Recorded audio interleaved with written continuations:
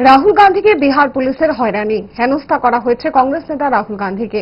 রাজনৈতিক সংকীর্ণতা থেকেই করা হয়েছে হয়রানি, অভিযোগ তুলল যুব কংগ্রেস।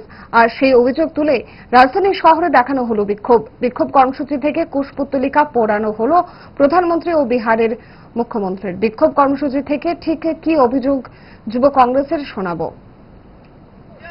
আজকে মূলত এই কর্মসূচি দেখুন, আপনারা সকলেই জানেন যে দুদিন আগে ইতিমধ্যে আমাদের জননায়ক শ্রী রাহুল গান্ধীজি বিহারে গেছিলেন নির্বাচনের প্রচারে।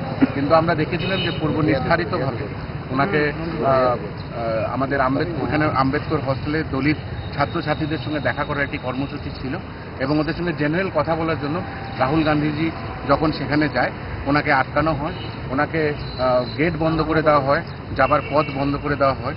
তার ধিক্কার আমরা ত্রিপুরা প্রদেশ যুব কংগ্রেসের তরফ থেকে জানাই এবং আমাদের একটাই প্রশ্ন যে দলিতদের সঙ্গে দেখা করলে কি হবে? দলিত কি ভারতীয় না?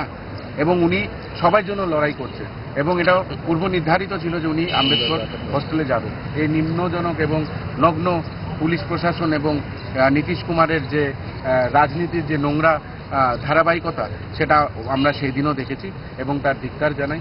ভালো খাবার দেখে অম্বলের কথা মনে পড়ে, তার সমাধান 5 দশক ধরে গ্যাস, অম্বল ও পেটের সমস্যার একমাত্র সমাধান গ্যাস নয়।